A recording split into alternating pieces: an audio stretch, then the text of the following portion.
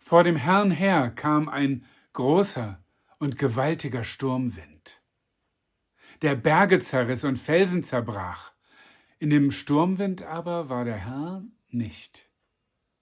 Und nach dem Sturmwind kam ein Erdbeben. In dem Erdbeben aber war der Herr nicht.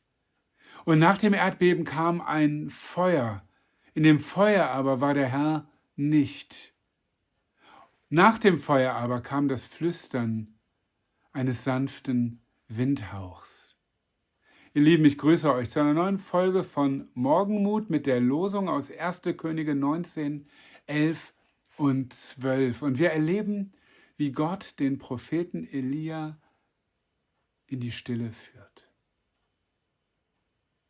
Man würde sich zu einfach machen, wenn man sagen würde, im Feuer, im Erdbeben, im Sturm, da ist Gott nicht. Das ist nicht, wie Gott handelt, das ist nicht, wie Gott redet. Manchmal hört man das so.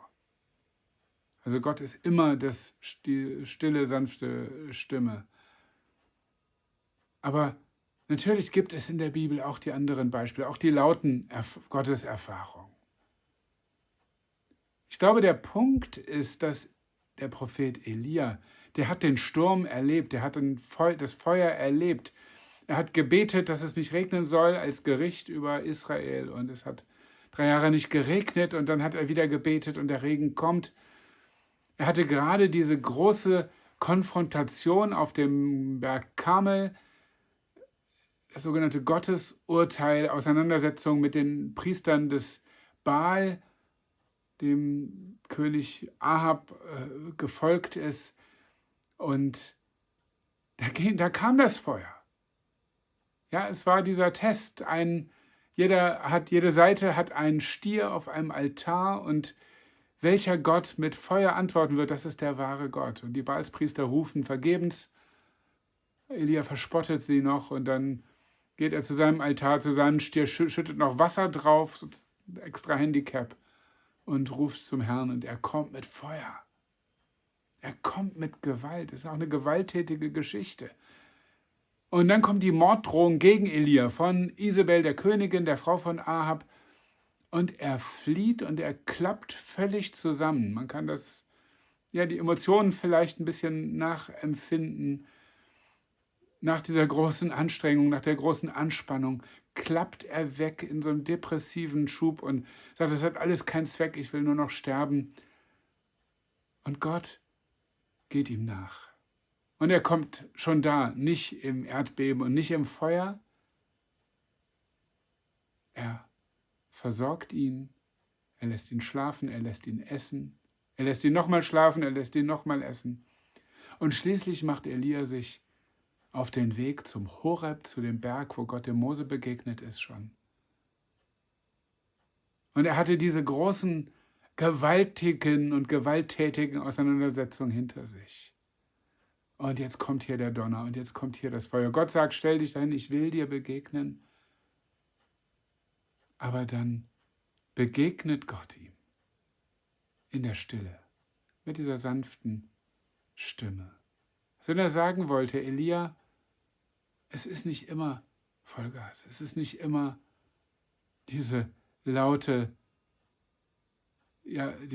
Stimme, es ist nicht immer volle Kraft voraus. Komm runter, komm zur Ruhe.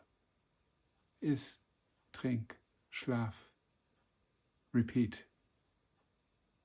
Und hier in der Stille findest du mich. Dann gibt es auch wieder gewaltige Dinge, die passieren. Er übergibt dann aber den Prophetenmantel buchstäblich an seinen Nachfolger Elisa, wird aufgehoben in den Himmel, einige Zeit später. Gott begegnet ihm, so wie er es jetzt braucht. Er sieht dich, er sieht deine Herausforderung, er sieht das Laute. Da, wo du im Getöse bist, da sagt er, komm runter, Ruhe bei mir. Vielleicht ist es manchmal so, dass es so still ist und gar nichts passiert, dass er sagt, jetzt lass mich dir zeigen, wie groß und wie gewaltig ich bin. Und er zeigt dir auch den Donner, er zeigt dir auch das Feuer. Gott ist so viel größer.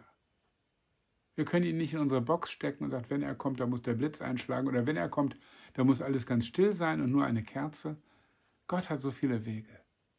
Sei doch bereit, das ist vielleicht der Schlüssel. Sei bereit, ihm zu begegnen, so wie er dir begegnen will. Und es wird auch die Art sein, die für dich am besten ist, weil er dich so sehr kennt, weil er dich so sehr liebt, weil er weiß, wo du herkommst. Er will dir begegnen. Und Herr, ich danke dir, dass du so groß bist, dass du so viele Seiten hast, dass du mal im Feuer bist und mal im Sturm und mal in der ganz leisen Stimme. Ich will bereit sein, dir zu begegnen. Ich will bereit sein, zu hören. Auch wenn die Art, wie du redest, nicht meinen Erwartungen entspricht, nicht meinen bisherigen Erfahrungen entspricht. Ich will bereit sein für dich. Amen.